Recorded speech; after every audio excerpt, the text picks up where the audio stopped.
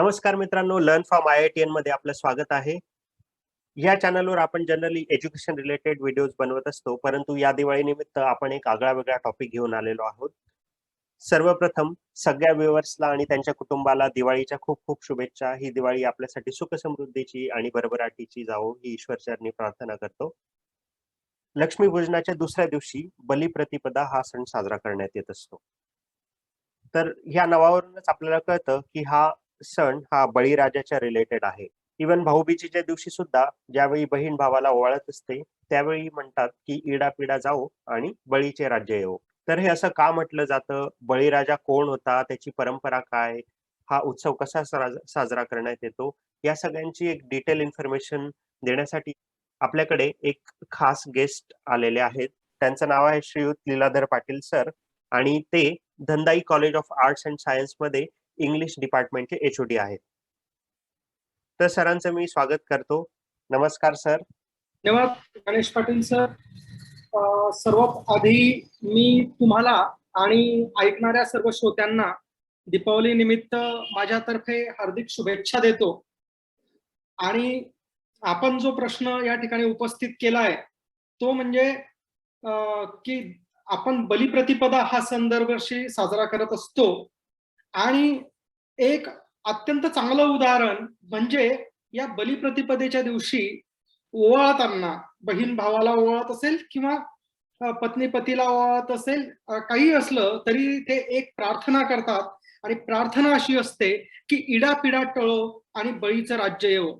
तर याच्यामध्ये एक गोष्ट प्रामुख्याने आपल्या लक्षात आली पाहिजे आणि ती गोष्ट अशी की महिला वर्ग जो महिला वर्ग आहे तो महिला वर्ग बळीच्या राज्याला पुन्हा येण्याची प्रार्थना करतोय. म्हणजे बळीचं राज्य हे महिलांच्या दृष्टिकोनातून एक अत्यंत चांगलं असं राज्य असलं पाहिजे. महिलांना त्याच्या राज्यामध्ये सुरक्षितता आणि सुख असलं पाहिजे. कारण जे राज्य पुन्हा यावं अशी आपली अपेक्षा आहे ते राज्य निश्चितच अशा प्रकारचं एक आदर्श राज्य असलं पाहिजे. ही गोष्ट सर्वप्रथम मी नमूद करतो. तर या प्रार्थनेतून हे तर आपल्याला नक्की दिसतं. भारतीय संस्कृतीमधला आणि ही भारतीय संस्कृती म्हणजे मूळ भारतीय संस्कृती जी आपल्याला सिंधू नदीच्या काठी आपल्याला सापडली, जिला आपण मोहनजोदडो हडप्पा ही प्राचीन संस्कृती म्हणतो. तर ही जी मूळ संस्कृती आपली भारताची सिंधू संस्कृती जी साधारणतः 3,500 ते 5,000 वर्षापूर्वी होती, या सिंधू संस्कृतीशी नातं सांगणारा एक अत्यंत उत्तुंग व्यक्तिमत्व असलेला आणि सर्वसामान्य शेतकरी कष्टकरी आणि कृषीप्रधान संस्कृतीशी नातं सांगणारा एक राजा म्हणजे बळीराजा होता. त्याला सम्राट बळीराजा, पहिला सम्राट बळीराजा असं देखील म्हटलं जातं. आता ही जी काही गोष्ट आहे, बळीची गोष्ट आपण त्याला म्हणूया. हा बळी नेमका कोण होता? तर मी अगदी थोडक्यात आपल्याला सांगू इच्छितो की ज्याला आपल्या परिचित आहे की भक्त प्रल्हाद याला आढळ रूप मिळालंय, आपण ध्रुव ताऱ्याच्या दिशेने त्याचा उल्लेख करतो. त्या प्रल्हादाचा हा नातू, प्रल्हादाचा मुलगा होता विरोचन नावाचा, त्या विरोचनाचा हा पुत्र आणि या विरोचनाचा जो दुसरा भाऊ होता म्हणजे बळीराजाचे जे काका होते त्यांचं नाव होतं कपिल. कपिल मुनी आपण त्यांना म्हणतो, ज्यांनी भारतीय तत्वज्ञानात एक अत्यंत महत्वाचं असं दर्शन सांख्य दर्शनाची निर्मिती केली, सांख्य दर्शन मांडलं. त्या कपिलाचा हा पुतण्या आणि विरोचनाचा पुत्र मी जसं सांगितलं. आता ही जी काही बळीराजाचं मी हे फक्त एक वंश सांगितला की कोणत्या वंशात बळीराजा येतो. खरं म्हणजे तमिळनाडूमध्ये जी तुळू नावाची भाषा बोलली जाते, त्या तुळू नावाच्या भाषेमध्ये बळी या शब्दाचा अर्थच वंश असा होतो आणि त्याच्यामुळे वेगवेगळ्या वंशाच्या लोकांच्या राजांना संबोधण्यासाठी तिकडे बळी हा या काळातला बळी, तो त्या काळातला बळी, अशा पद्धतीचे शब्दप्रयोग तुम्हाला दक्षिणेमध्ये सुद्धा सापडतात. आपण डॉक्युमेंटरी प्रूफ्स कडे जाणार आहोत, पण त्यापूर्वी लोकपरंपरा जी आहे, जनपरंपरा जी आहे, कारण तुम्ही ज्याचा उल्लेख केला गणेश पाटलांनी आता ज्याचा उल्लेख केला की बहीण भावाला ओवाळते, ही लोकपरंपरा झाली. हे असं काही कुठे लिहून ठेवलेलं नाही. की ओवाळताना तुम्ही इडापिडा टळो आणि बळीचं राज्य येवो असं म्हणावं. ही एक लोकपरंपरा आहे. आणि या लोकपरंपरेतून एक गोष्ट आपल्याला जी प्रामुख्याने दिसते ती अशी की आपल्या संस्कृतीमध्ये कृतज्ञतापूर्वक स्मरण करण्याची एक परंपरा आहे. म्हणजे जर आपल्याला कोणी मदत केली असेल तर त्यांच्या प्रति कृतज्ञता व्यक्त करावी. आणि लक्षात ठेवा, कृतज्ञता या 2 प्रकारच्या असतात. पहिली कृतज्ञता ज्याला आपण फॉर्मॅलिटी म्हणतो. फॉर्मॅलिटी म्हणून कोणाला तरी थँक्यू म्हणायचं. हे थँक्यू म्हणण्याचं पण जे असतं ना त्याचे आपले हेतू असतात की याच्याकडे आपलं पुन्हा काम पडणार आहे. बरोबर. आता आपण थँक्यू नाही म्हटलो, मॅनर्सचं पालन नाही केलं तर हा पुन्हा आपलं काम करेल की नाही करेल वगैरे, अशा पद्धतीने सुद्धा आपण थँक्यू म्हणत असतो. आणि दुसरी जी कृतज्ञता असते ती कृतज्ञता from bottom of our heart ज्याला आपण म्हणतो, आपल्या हृदयाच्या तळापासून ही कृतज्ञता येते. आणि ती कृतज्ञता व्यक्त करण्यासाठी तुम्हाला सांगावं लागत नाही की जा बेटा थँक्यू म्हण. म्हणजे आपण आपल्या मुलाला म्हणतो चॉकलेट दिला अंकलने त्याला थँक्यू म्हण, ही कृत्रिम कृतज्ञता झाली. परंतु ते बाळ चॉकलेट देणाऱ्या काकाच्या मिठीत जेव्हा जातं तेव्हा ती एक नैसर्गिक कृतज्ञता आहे. तर आपल्या संस्कृतीमध्ये बळीराजाविषयी दिसणारी ही जी कृतज्ञता आहे ही या दुसऱ्या प्रकारची कृतज्ञता आहे, जिला आपण नैसर्गिक किंवा उत्स्फूर्त कृतज्ञता म्हणू. अशा प्रकारची कृतज्ञता जी आहे ती याच्यामधून आपल्याला दिसते. दुसरी गोष्ट आपण लक्षात घ्या, आपण शेतकऱ्यांचा उल्लेख करताना बळीराजा असा करतो. बरोबर. आपण न्यूज चॅनल्समध्ये, पेपरांमध्ये कुठल्याही पद्धतीने वृत्त निवेदन करत असताना किंवा राजकारणी लोक जेव्हा शेतकऱ्याला त्या आम्ही बळीराजासाठी हे करणार आहोत. पुन्हा हा दुसरा संदर्भ लोकपरंपरेतला मी आपल्या लक्षात आणून देऊ इच्छितो की लोकपरंपरेमध्ये शेतामध्ये उत्पन्न कमवणाऱ्या व्यक्तीला, आता शेतकरी हे एक प्रतीक आहे हे आपण लक्षात घ्या. शेतकरी कशाचं प्रतीक आहे तर शेतकरी हे निर्मितीचं प्रतीक आहे. जो शेतामध्ये एका धान्यापासून 1000 धान्य निर्माण करतो त्या सृजनाचं, त्या निर्मितीचं है ना, त्या काय म्हणू आपण त्याला, समृद्धीचं शेतकरी हे प्रतीक आहे. आणि म्हणून या समृद्धीच्या प्रतीकाला सुद्धा आपण बळीराजा असं संबोधतो. आणि आपण पाहिलं असेल आपल्या अंमळनेर शहराच्या मध्यवर्ती भागात बळीराजाचं स्मारक आहे. आणि हे बळीराजाचं जे स्मारक आहे, बळीराजाचं जे चित्र असतं त्याच्यामध्ये सुद्धा बळीराजाच्या खांद्यावर एक नांगर दाखवलेला असतो. म्हणजेच याचा अर्थ असा की या कृषी संस्कृतीचं प्रतीक म्हणून सुद्धा आपण लोकपरंपरेमध्ये बळीराजाकडे पाहिलं पाहिजे. आणि तुम्हाला माहिती आहे की शेतकऱ्याचं एक वैशिष्ट्य असतं. म्हणजे उदाहरणार्थ मी सांगतो की समजा शेतकऱ्याचे शेंगदाणे निघालेले आहेत, शेंगा निघालेल्या आहेत भुईमुंगाच्या, आणि तुम्ही शेताच्या बांधावरून जाता जाता नुसतं एवढं म्हणा शेतकऱ्याला, अरे वा काय शेंगा आहेत तुमच्या, तेवढ्यात तो एक थैली भरून आपल्याला देऊन देतो. बरोबर. हा जो उदार भाव आहे हा कृषी संस्कृतीचं प्रतीक आहे, लक्षात घ्या. तो त्यावेळी हे विचार नाही करत की बाजारात शेंगांचा भाव काय चालू आहे, मी याला थैलीवर शेंगा दिलाय म्हणजे माझं किती रुपयाचं नुकसान होईल. हा संकुचित भाव शेतकऱ्यामध्ये सापडत नाही. त्या उदार भावाचं प्रतीक म्हणून सुद्धा त्याला बळीराजा म्हटलं जातं. दुसरी गोष्ट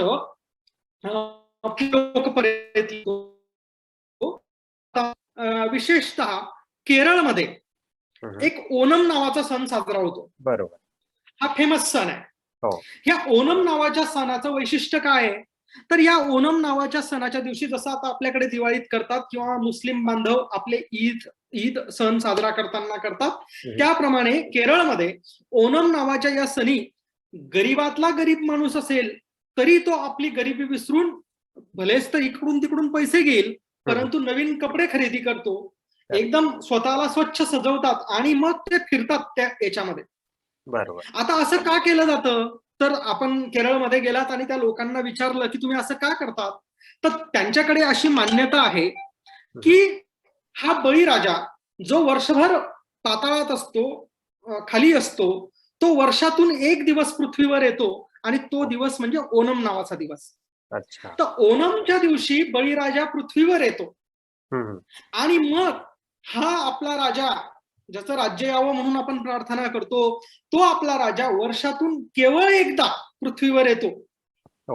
आणि पृथ्वीवर आल्यानंतर त्याला आपलं दुःख, आपलं दारिद्र्य, आपली दैन्य, आपली चिंता, आपली काळजी हे त्याला दिसू नये म्हणून सर्व लोक ह्या अशा पद्धतीने नवनवीन कपडे परिधान करतात आणि त्याला दाखवतात की आम्ही आनंदी आहोत.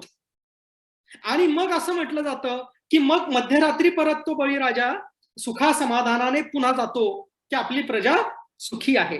आता ही कथा तुम्ही मिथक मानली, काल्पनिक मानली, तरी त्याच्या मागची जी भावोत्कटता आहे, जी भावना आहे, ती आपण समजून घेतली पाहिजे की बळीराजा हे एक असा राजा होता ज्या राजाचं सुख हे जनतेच्या सुखात होतं. करेक्ट. है ना. त्याच परंपरेत आपण छत्रपती शिवाजी महाराजांना देखील रयतेचा राजा असं म्हणतो. आणि शिवाजी महाराज सुद्धा स्वतःच्या राज्याला रयतेचं राज्य म्हणायचे.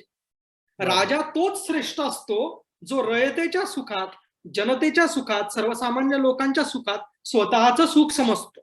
बरोबर. अशा राजालाच लोकांच्या हृदयात स्थान मिळतं. नाहीतर बाकीचे राजे केवळ सिंहासनावर राज्य करतात, लोकांवर राज्य करत नाही. त्या पद्धतीने बळीराजा हा सिंहासनावर राज्य करणारा नव्हता, लोकांच्या हृदयावर राज्य करणारा राजा होता. याचं एक फार मोठं प्रतीक म्हणून आपण ओणम या सणाकडे सुद्धा पाहिलं पाहिजे. आणि मी केरळात फिरलोय, आपणही केरळात गेलात तर तिकडचे काही लोकगीतं बघा.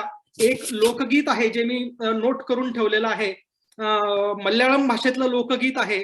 आणि ते असं आहे, म्हणजे त्याचं टायटल असं आहे की मावेली नाटू वनिटुम कलम. आता मावेली या शब्दाचा अर्थ होतो महाबली.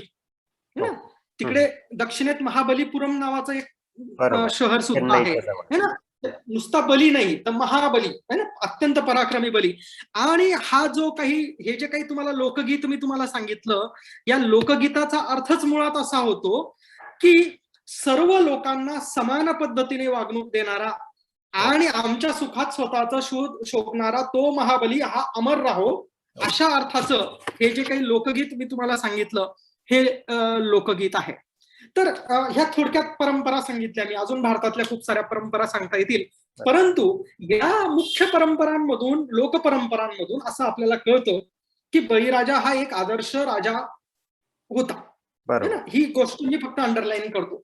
आता आपण जेव्हा असे पुरावे शोधायला निघतो एखाद्या इतिहासाच्या संदर्भात, त्यावेळी अशा पुराव्यांसोबतच एक डॉक्युमेंटरी पुरावे सुद्धा फार महत्वाचे असतात की लिखित साधनं ज्याला आपण म्हणतो. या लिखित साधनांमध्ये काय आहेत तर तुम्हाला माहिती आहे आपल्याकडे 108 पुराण आहेत, श्रुती आहेत, स्मृती आहेत, रामायण महाभारतासारखे ग्रंथ आहेत, खूप सारे आपल्याकडे लिटरेचर भारतीय संस्कृतीत आहे. परंतु मी फार उदाहरणं याच्यामधली देणार नाहीत. आपल्याला जर का फार उदाहरणं पाहिजे असतील तर महाराष्ट्रामधले प्राच्य विद्या पंडित आणि संस्कृत भाषेचे अत्यंत जाणते अभ्यासकार, ज्येष्ठ विचारवंत डॉक्टर आह साळुंके यांनी बळीवंश नावाचं पुस्तक लिहिलेलं आहे, जे लोकायत प्रकाशन साताराने पब्लिश केलेलं आहे.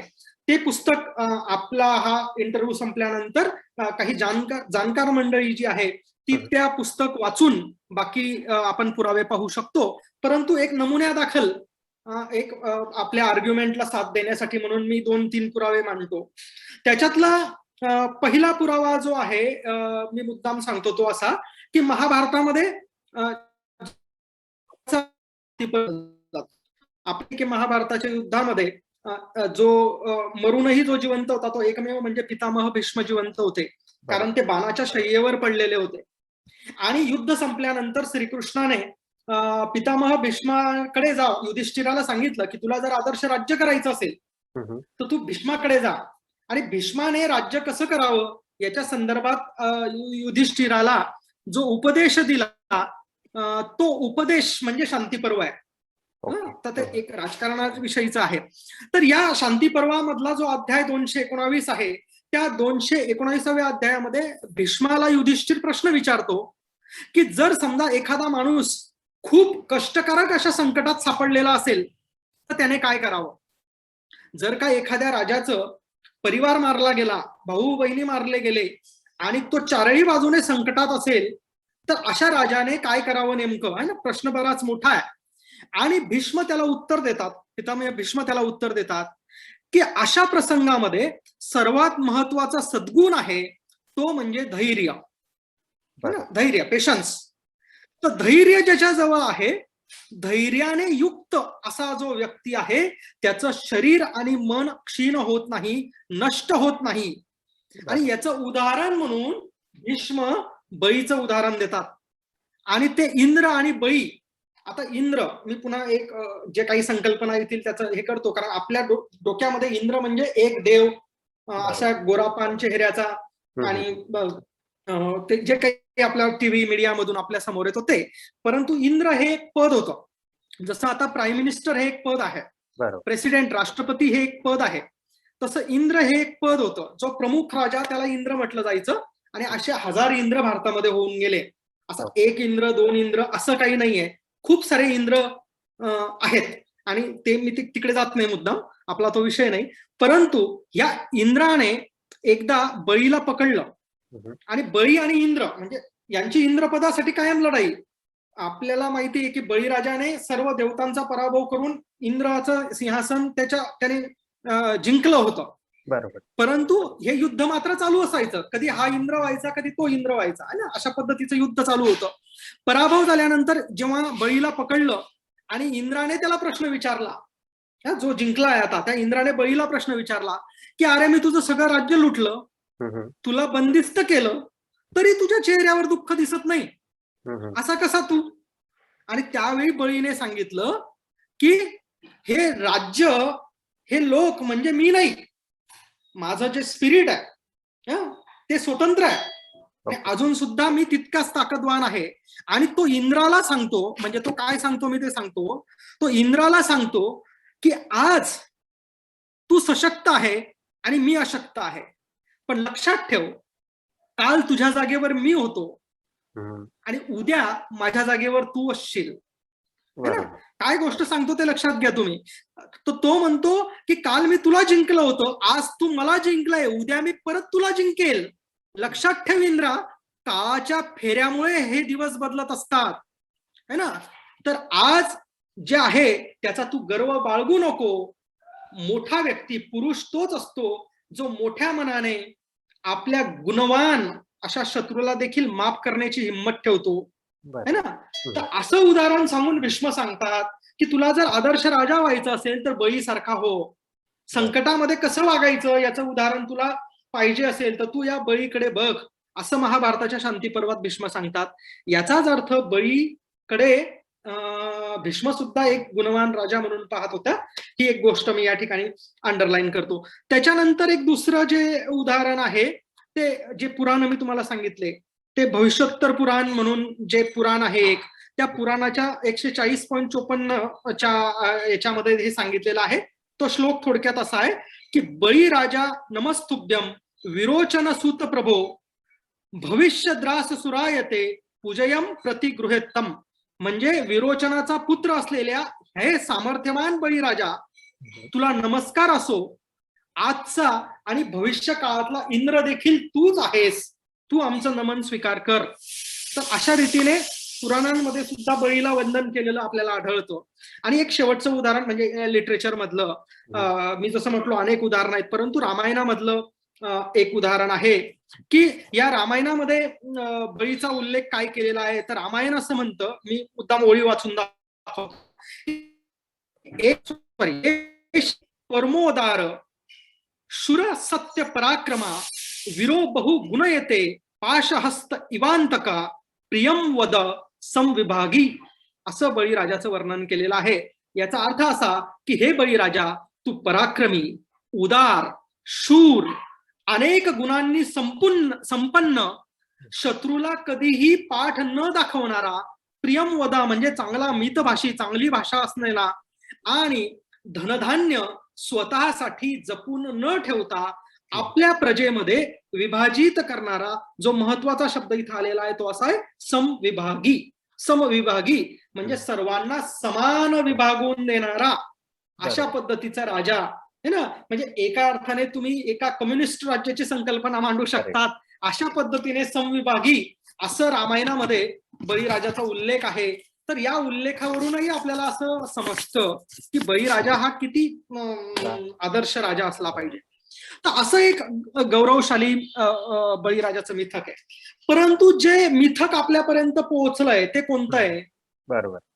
आपल्याला सांगितलं जातं की बळीराजा हा राक्षस होता, तो असुर होता, बरोबर. आणि मग त्याला मारण्यासाठी विष्णूने वामनाचा अवतार घेतला, है ना. वामन त्या ठिकाणी आला आणि वामनाने सांगितलं की मी तुझ्याकडे काही मागायला आलोय. आणि बळीराजा असं म्हटला की मी माझ्याकडे मागायला येणाऱ्याला कधीच रिकाम्या हाती परत पाठवत नाही, बोल काय पाहिजे.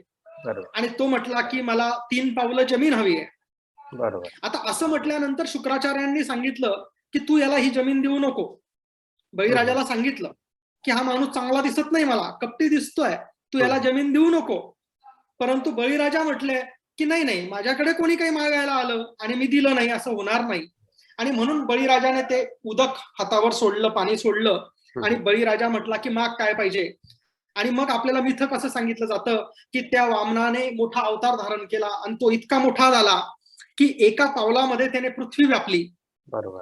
दुसरं पाऊल त्याने स्वर्गावर ठेवलं आणि स्वर्ग व्यापला. आणि तिसरं पाऊल कुठे ठेवू असं विचारलं तर बळीराजा असं म्हटला की माझ्या डोक्यावर ठेव. आणि बळीराजाच्या मस्तकावर पाय देऊन त्याने त्याला पाताळात लोटलं. अशा पद्धतीचं एक मिथक आपल्याला सांगितलं जातं. बरोबर. आता मला या ठिकाणी काही गोष्टी सांगाव्याशा वाटतात. मुळात या मिथकामध्ये बळीराजाची उदारता दिसते बघा. बरोबर. म्हणजे आपलं नुकसान आहे असं कळत असताना सुद्धा माझ्या दरबारी आलेला माणूस रिकाम्या हाते परत जाता कामा नये, ही उदारता बळीराजाच्या अंगी होती, मुळात होतीच है ना. तर त्याच्यामुळे या मिथकामध्ये सुद्धा बळीराजा, आता त्याला राक्षस म्हटलं म्हणजे संपलं का सगळं. आता राक्षस कोण होते, असुर कोण होते, तर आपल्याला टीव्ही सिरियल्स मध्ये जे दाखवतात की असे 2 शिंग असतात आणि मोठमोठे केस वाढलेले असतात आणि दात असतात, याला काही राक्षस म्हणत नाही, याला काही असुर म्हणत नाही. जशा 2 जमाती असतात, म्हणजे आता जसे, मी उदाहरण म्हणून फक्त सांगतो, जसे आता 2 पक्ष आहेत, भाजप आणि काँग्रेस, जे सत्तेसाठी लढत असतात, त्या पद्धतीने देव आणि असुर हे 2 पक्ष होते, जे पक्ष राज्यासाठी एकमेकांची लढाई करत असायचे. परंतु आपण लक्षात घ्या, एक पक्ष सत्तेवर आला की तो दुसऱ्या पक्षाला भ्रष्ट म्हणतो. बरोबर. आणि हा पक्ष सत्तेवर आला की तो त्याला भ्रष्ट म्हणतो. बरोबर. भारत आणि पाकिस्तान हे 2 पक्ष भेटले, युद्ध झालं, तर आपल्या टीव्हीवर बातमी असते की भारताचे 4 सैनिक शहीद झाले. बरोबर. आणि त्यांनी 10 पाकिस्तानच्या सैनिकांना कंठस्नान घातलं. बरोबर. आणि पाकिस्तानमध्ये बातमी असते की आमचे 10 सैनिक शहीद झाले आणि त्यांनी भारताच्या 20 सैनिकांना मारलं. बरोबर. ही जी भाषा आहे, इकडे कंठस्नान घालणं आणि तिकडे शहीद होणं, ही जी भाषा आहे ही सब्जेक्टिव्ह भाषा आहे, आपण लक्षात घ्या. ही ऑब्जेक्टिव्ह म्हणजे वस्तुनिष्ठ भाषा नाही. बरोबर. ज्याचा विजय होतो तो स्वतःला श्रेष्ठ म्हणतो आणि समोरच्याला कनिष्ठ म्हणतो. हे जगभरातलं ज्याला म्हणूया आपण पद्धत आहे. आणि म्हणून या ठिकाणी त्याला असुर, राक्षस जे म्हटलं गेलं ते आपल्या विचारांचा नाही, विरोधी विचारांचा, विरोधी पक्षाचा माणूस म्हणून म्हटलं गेलेलं आहे. ओके. बरोबर. आणि त्याला असुर जरी म्हटलं तरी तो किती उदार होता हे मी तुम्हाला आधीच स्पष्ट केलेलं आहे. जर तो राक्षसच असता तर भीष्माने उदाहरण दिलं नसतं. तो जर का असुर असता तर त्याने अशा पद्धतीने, ज्याला आपण म्हणूया की रामायणात त्याचा गौरव केला नसता, भविष्योत्तर पुराणात त्याचा गौरव केला नसता, अनेक पुराणांनी त्याला गौरवलं नसतं, ओणम सण साजरा झाला ना, सगळ्यात टोळीचं राज्य हो असं म्हटलं नसतं, आहे की नाही. म्हणजे या सगळ्या पुराणांवरून असं स्पष्ट होतं की हे जे कथानक सांगितलं गेलंय याच्यात काहीतरी बदमाशी आहे, हे आपण लक्षात घेतलं पाहिजे. बरोबर. आणि जर शब्दशः ही कथा खरी मानली तर या कथेची सगळ्यात चांगली चिकित्सा महात्मा ज्योतिराव फुलेंनी त्यांच्या गुलामगिरी नावाच्या पुस्तकात केली आहे. महात्मा फुले आपल्या गुलामगिरी नावाच्या पुस्तकात असं म्हणतात, लॉजिकल प्रश्न ज्याला आपण म्हणतो ना, सायंटिफिक एन्क्वायरी, तर ते एक लॉजिकल क्वेश्चन्स विचारतात. ते म्हणतात की मला एक गोष्ट सांगा की माणूस जो असतो, व्यक्ती, physique of human being is in a proportionate combination ना. एक प्रोपोर्शनेट कॉम्बिनेशन असतं. एक माणूस इतका मोठा झाला की त्याने त्याच्या एका पावलात अख्खी पृथ्वी व्यापली, मग त्याचं शरीर कुठे गेलं असेल म्हणतात महात्मा फुले विचारतात. बरोबर. की त्याचं शरीर कुठे गेलं असेल ना. पाय जेवढा मोठा तेवढा व्यक्ती मोठा. मग महात्मा फुले म्हणतात की त्याचं जे मान आहे ती मान तर मग ढगांच्या वर गेली असेल. बरोबर. बरोबर. प्रोपोर्शन नुसार. मग त्याने दुसरं पाऊल ठेवलं स्वर्गावर. बरोबर. आता महात्मा फुले असं म्हणतात की बघा तुमचा पाय जो आहे तो एका विशिष्ट उंचीपर्यंतच वरती उचलता येतो. बरोबर. किती छातीपर्यंत पाय वरती उचलाल तुम्ही. हम्म, फार कराटे बिराटे शिकणारे असाल तर डोक्यापर्यंत उचलाल, त्याच्यावरती तर काय पाय जात नाही. करेक्ट. आणि ते म्हणतात स्वर्ग तर वरती आपल्याला दिसत नाही, राईट. मग याने दुसरा पाय स्वर्गावर ठेवला, हे कसं पॉसिबल झालं? बरोबर. आणि महात्मा फुले सामान्य माणसाला समजावं म्हणून एक लॉजिकल प्रश्न विचारतात की जर का असा पाय याने ठेवला असेल तर याची फाटली कशी नाही. आता काय फाटली नाही ते तुम्ही समजून घ्या, है ना. बरोबर. असा पाय वरती करायचा, एवढी स्ट्रेचिंग करायची, है ना. Correct. आणि मग ते विचारतात की त्याने विचारलं की तिसरं पाऊल कुठे ठेवू. आता याचं जे तोंड आहे ते तर वरती ढगांच्या वरती आहे, तिथून त्याने विचारलं कुठे ठेवू. आणि बरोबर. पृथ्वीवरच्या बळीला कसं ऐकू आलं, म्हणजे मोबाईलची सोय नव्हती, आहे की नाही. बरोबर. मग वरून विचारलं आणि खाली ऐकवलं. आणि बळीराजा म्हटला की माझ्या डोक्यावर ठेव, म्हणजे बळीराजाचं बोलणं सुद्धा त्याच्या कानापर्यंत पोहोचलं. बरोबर. तर हे लॉजिकली पॉसिबल नाही असं महात्मा फुले दाखवतात. बरोबर. तिसरी गोष्ट महात्मा फुले असं म्हणतात की तिसरं पाऊल कुठे ठेवू, आणि तो म्हटला ठेव माझ्या डोक्यावर. आणि बळी कुठे होता, मग बळी पण तर पृथ्वीवरच होता. बरोबर. पहिल्या पावलात पृथ्वी व्यापली तेव्हा बळी पण पृथ्वीमध्येच होता ना. करेक्ट. करेक्ट. म्हणजे पहिलंच पाऊल जे होतं ते पृथ्वीवर होतं. बरोबर. पुन्हा अजून त्याच्या पृथ्वीच्या बाहेर बळी कसा शिल्लक उरला. करेक्ट. तर ह्या सगळ्या लॉजिकल टेस्ट लावून महात्मा फुले म्हणतात की ही कथा काही खरी नाही.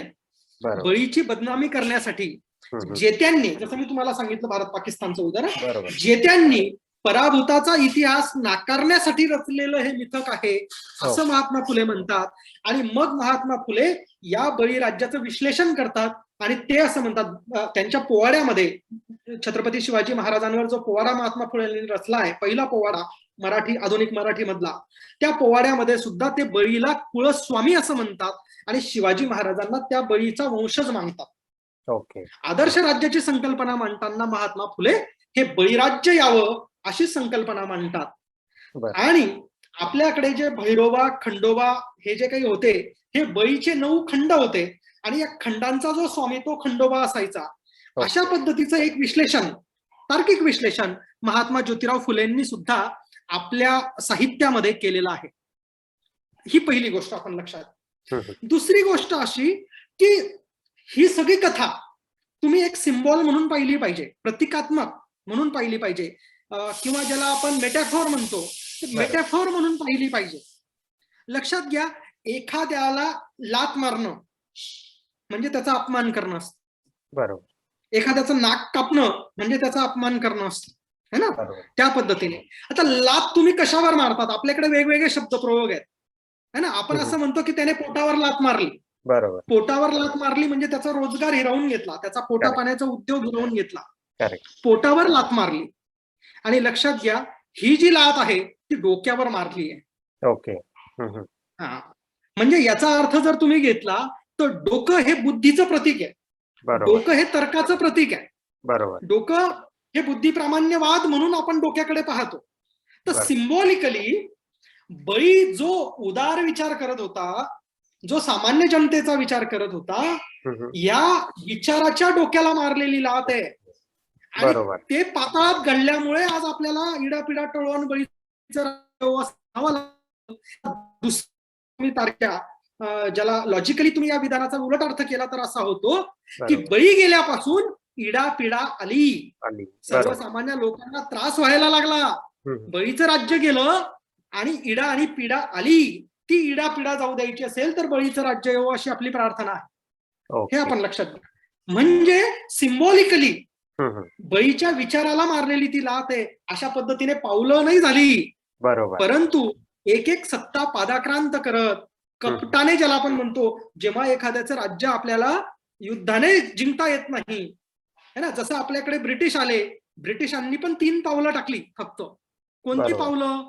त्यांनी आपली राज्य व्यवस्था बळकवली, त्यांनी आपली शिक्षण व्यवस्था, मॅकॉलेच्या युनिट आपल्याला माहिती आहे, त्याने आपली शिक्षण व्यवस्था बळकावली, त्याने आपली संस्कृती बळकावली आणि भारतावर राज्य प्रस्थापित केलं. ही झाली 3 पावलं. तर त्या पद्धतीने सिम्बॉलिकली अशा पद्धतीची 3 पावलं जी आहेत ती 3 पावलं टाकत कपटाने त्याचं राज्य बळकावलं गेलं. आणि याचं जे काही आहे याचं समर्थन आपल्याला फार कोणी करताना दिसत नाही बघा. म्हणजे उदाहरणार्थ महाराष्ट्रातले एक अत्यंत क्रांतिकारी संत होते, जगद्गुरु संत तुकाराम महाराज. बरोबर. या जगद्गुरु संत तुकाराम महाराजांचा एक अभंग आहे. त्या अभंगातल्या 4 ओळी अशा आहेत. हरी तू निठुर निर्गुण, नाही माया बहु कठीण, नव्ही ते करसी आन कवने नाही केले ते, बळी सर्वस्वी उदार, जेने उभारीला करुणी कहर, तू तो पाताळी घातला. तुकाराम महाराज काय म्हणतात की हरी तू इतका निष्ठुर आहेस, इतका तू बेकार माणूस आहेस की ज्याने तुला आशीर्वाद देण्यासाठी कर उभारला, ज्याने तुझ्यावर उपकार करण्यासाठी, तुला दान देण्यासाठी म्हणून हे केलं, त्या सर्वस्वी उदार अशा उदार बळीराजाला तू पाताळात घातलंस. म्हणून तुकाराम महाराज त्याचा निषेध करतात. आणि संत कबीर जे होते ते संत कबीर ते सुद्धा ते याला म्हणजे वामनाला देव मानायला तयार नाहीत. ते म्हणतात वामन होय नाही बली छलिया. अशा पद्धतीने छळ करणारा वामन, बळीला मारणारा वामन हा देव असू शकत नाही असं संत कबीर सुद्धा सांगतात. म्हणजे ते त्याला ईश्वराचा अवतार मानायला सुद्धा तयार नाहीत, है ना. म्हणजे इकडे तुकाराम महाराज निषेध करतात, तिकडे कबीर असं म्हणतात. याच्यावरून एक गोष्ट स्पष्ट होते की आपल्या संतांनी सुद्धा बळीलाच सर्वश्रेष्ठ मानलेला आहे, ते वामनाला श्रेष्ठ मानायला तयार नाही. तर ही गोष्ट जी आहे ही सुद्धा आपल्याला असं स्पष्ट करते की बळीच हा सर्वश्रेष्ठ होता, किंवा बळी हा ज्याचं स्मरण करावा असा राजा होता. आणि लक्षात घ्या, अशा प्रकारची कथा रचून सुद्धा, है ना, म्हणजे जी मी तुम्हाला सांगितली, अशा प्रकारची कथा रचून सुद्धा आपल्या मनातला बळी गेलेला नाही. बरोबर. आपण आज देखील बलवान माणसाला बळी म्हणतो. बरोबर. की बळी तो कानपिळी असं आपण म्हणतो, है ना, बलवान माणूस, त्याला आपण आजही बळी म्हणतो. आपण शेतकऱ्याला बळी म्हणतो. तर अशा पद्धतीने अशी कथा रचून सुद्धा गेलेली नाही. तर विचार करा, जेव्हा शत्रूने दाबून सुद्धा माणूस दाबला जात नाही, त्यावेळेस तो तितका महान असतो. आणि म्हणून औरंगजेबाला सुद्धा छत्रपती शिवाजी महाराजांविषयी कृतज्ञता व्यक्त करावी लागली. औरंगजेबाला सुद्धा शिवाजी महाराजांचं शौर्य मान्य करावं लागलं. त्या पद्धतीने या ठिकाणी सुद्धा आपण पाहतो की सर्वांना बळीराजाचं हे मान्य आहे. तर अशा पद्धतीचा हा बळीराजा होता की जो मी पुन्हा एकदा सांगतो की तो पराक्रमी होता, शूर होता, उदार होता, शेतकरी, कष्टकरी, सर्वसामान्य व्यक्ती, महिला यांची तो काळजी करणारा होता. आणि म्हणून डॉक्टर आह साळुंके म्हणतात की 7 काळजांच्या आत जपून ठेवावा असा निरागस माणूस म्हणजे बळीराजा होता. ह्या बळीराजाचा उत्सव आपण बलिप्रतिपदेच्या निमित्ताने साजरा करतो आणि ती आपल्या संस्कृतीसाठी एक अत्यंत अभिमानाची आणि आनंदाची गोष्ट आहे. आणि त्या बळीराजाचा उत्सव आपण अंमळनेर शहरात दर बलिप्रतिपदेला 2006 पासून सातत्याने आपण बळीराजाची मिरवणूक काढतो आणि त्या बळीराजाला वंदन करतो. कृषी संस्कृतीची प्रतीकं त्या मिरवणुकीत असतात. बैलगाडा असतं, नांगर असतं आणि महिला त्याला औक्षण करतात आणि त्याची पूजा करतात. तर या निमित्ताने आपण देखील इडापिडा टळो आणि बळीचं राज्य येवो अशी प्रार्थना करू आणि या बळीराजाला समजून घेऊन त्याच्या प्रती कृतज्ञता व्यक्त करू अशी धन्यवाद. धन्यवाद सर. खूप अतिशय चांगली माहिती आपण या बळीराजाबद्दल दिलेली आहे, ज्याची मला ऑलमोस्ट फक्त 10% इन्फॉर्मेशन होती. परंतु या व्हिडिओ मार्फत बऱ्यापैकी बळीराजा कोण होता, हा उत्सव का साजरा केला जातो आणि in various parts of India का साजरा केला जातो याची एक चांगली इन्फॉर्मेशन आम्हाला दिल्याबद्दल खूप खूप धन्यवाद. तर सर, जर अमळनेरमध्ये कोणी असेल आणि ह्या मिरवणुकीला त्यांना यायचं असेल तर ते कधी येऊ शकतात आणि कुठे येऊ शकतात? सर, अंमळनेर शहरात आपला शिरूड नाका परिसर आहे. या शिरूड नाका परिसरामधून त्याला आपण मिरवणूक तिथून काढत असतो. तर सकाळी साधारणतः 9:30 ते 10च्या दरम्यान ही बळीराजाची मिरवणूक सुरू होते. मी जे म्हटलो, नांगरधारी बळीराजाचं एक भलं मोठं चित्र, नांगर वगैरे कृषी प्रतीक आणि इतर बळी जसं मी म्हटलो शिवाजी महाराज वगैरे, तर त्या पद्धतीची काही प्रतीकं आपल्या त्या मिरवणुकीत असतात. आणि या मिरवणुकीमध्ये सहभागी होण्यासाठी साधारणतः 10 वाजेच्या आत म्हणजे 9:30च्या सुमारास आपण शिरूड नाका परिसरात यावं. त्या मंदिराकडून मुख्य स्टँडचा जो रस्ता आहे, बरोबर, त्या स्टँडच्या रस्त्याने आपलं जे बळीराजाचं स्मारक आहे, जे स्मारक आपले माजी आमदार आणि कृषीभूषण आदरणीय साहेबराव पाटील यांच्या संकल्पनेतून त्या ठिकाणी उभारलं गेलंय. त्या स्मारकाच्या ठिकाणी आपण या मिरवणुकीचा समारोप करतो आणि सायंकाळी सुमारे 7 वाजेच्या सुमारास त्या ठिकाणी दीप प्रज्वलन करून तो संपूर्ण परिसर हा दिव्यांनी उजळून टाकतो. असा उपक्रम 2006 पासून अंमळनेरमध्ये सातत्याने चालू आहे. ज्यांना सहभागी व्हायचं त्या सर्वांनी जरूर या उपक्रमात सहभागी व्हावं, असं एक नम्र आव्हान बळीराजा उत्सव समितीच्या वतीनं मी आपल्या मार्फत करतो. आणि धन्यवाद गणेश पाटील. जरूर, जर अंमळनेरमध्ये तुम्ही असाल तर नक्की या मिरवणुकीत तुम्ही सहभागी व्हा. तर आजच्या व्हिडिओमध्ये आपण जी इन्फॉर्मेशन दिलेली आहे, आय होप की बऱ्याच लोकांना त्यामधून खूप बेनिफिट मिळेल. आणि या चॅनलवर आपला अमूल्य वेळ देण्यासाठी धन्यवाद. धन्यवाद. आपलेही आभार.